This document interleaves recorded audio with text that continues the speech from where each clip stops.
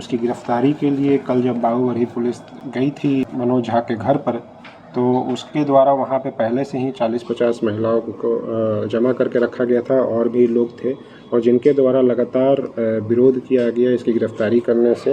ये खुद भी घर में मौजूद था और ये लगातार उनको प्रेरित कर रहा था कि पुलिस पे हमला करने के लिए।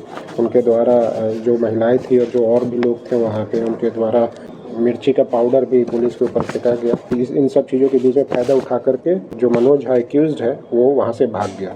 फिर भी लगातार हम लोगों की टीम गिरफ्तारी के लिए प्रयासरत रही, और एक और केस, क्योंकि उसने पुलिस के कार्य में बाधा डालने की कोशिश की थी, तो एक 428-24 भी केस दर्ज किया गया उसके नाम से। और उसके बाद लगातार छापेमारी के कारण उसकी गिरफ्तारी कल शाम को 6 बजे हुई। शाम को 6 बजे गिरफ्तारी होने के बाद उसके घर पे भी सारा सर्च किया गया। सर्च में हम लोगों को कई सारे जो ATM कार्ड हैं, कई सारे बैंक के डिटेल्स मिले हैं, बहुत सारे लैंड के डिटेल्स मिले हैं, फ्लैट्स के डिटेल्स मिले हैं जो कि बोकारो में है, करोड़ों में है। लैंड से 9 ज़मीन का दस्तावेज मिला है। बाबूबरही में केवल 3 फ्लैट जो है बोकारो में उसका डिटेल मिला है।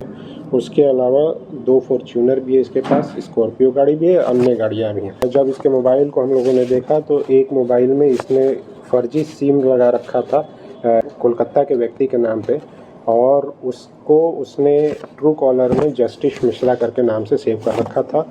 वो इससे छदम नाम से फ्रॉड करता था, लोगों को कॉल करता था एज ए जस्टिस मिश्रा बन करके, जो कि बताता था कि सुप्रीम कोर्ट के जज है। अपने आप को प्रदर्शित करता था फ़ोन करके, और लोगों को इन्फ्लुएंस, पदाधिकारियों को या जो राजनेता हैं उनको कॉल करके उनको इन्फ्लुएंस करने की कोशिश करता था।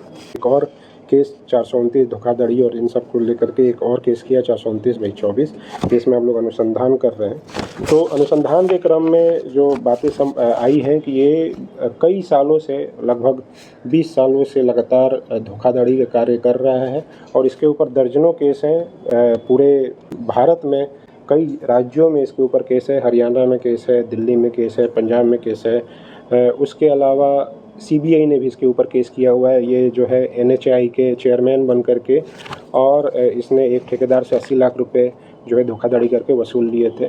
इसी जुलाई में दिल्ली में जो एनर्जी सेक्रेटरी होते हैं, भारत सरकार के सेक्रेटरी होते हैं, उनके नाम से फ़ोन करके, और यूपी के जो एनर्जी बोर्ड होता है उसके चेयरमैन को कॉल करके और उनको काम करने के लिए निर्देशित करने की कोशिश की थी, जिसके आधार पे एक वहाँ भी दिल्ली में भी पार्लियामेंट स्टेट में भी एक केस किया गया है जिसमें ये वांटेड है। इसके अलावा अन्य जगहों पे भी हम लोग डिटेल निकाला है। लगभग अभी हमारे पास 12-13 केसेस का डिटेल है कि जिसमें ये अक्यूज्ड है, और उसके अलावा भी हम लोग लगातार कोशिश कर रहे हैं कि इसके अन्य, क्योंकि इसके द्वारा पूछताछ के क्रम में और भी केसेस के बारे में डिटेल मिला है जिसको हम लोग अभी वेरीफाई कर रहे हैं। तो कुल मिलाकर के यह व्यक्ति जो है लगभग 20 सालों से लगातार धोखाधड़ी करके, और एक तरीके से नटवर लाल है ये, और लोगों को पैसे ठगता है। उसके अलावा अन्य क्राइम करता है। अभी तक हम लोग को डिटेल में उससे करोड़ों की संपत्ति अभी पता चली है।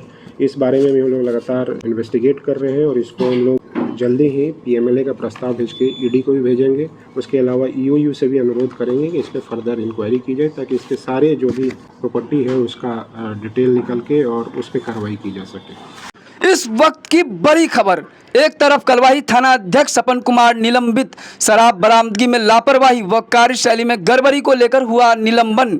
वहीं दूसरी ओर बाबूबरही थाना क्षेत्र अंतर्गत सर्रा निवासी मनोज झा गिरफ्तार। नमस्कार, मैं हूं आकाश मिश्रा, आप देख रहे हैं न्यूज़ टुडे मिथिला। शुक्रवार की सुबह 10 से 11 बजे के बीच कलवाही थाना क्षेत्र से एक ऑटो रिक्शा एवं एक बुलेट सहित 2 बोरी नेपाली शराब बरामद कर थाना लाई गई थी। उसी रात अपर पुलिस अधीक्षक सह सदर अनुमंडल पुलिस पदाधिकारी मनोज राम थाने का औचक निरीक्षण करने पहुंचे।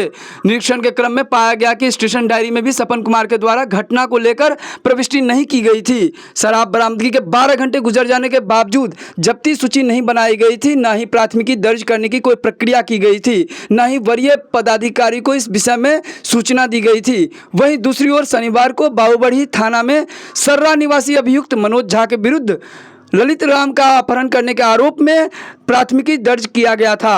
SP सुशील कुमार ने प्रेस को संबोधित करते हुए इस विषय में जानकारी दी।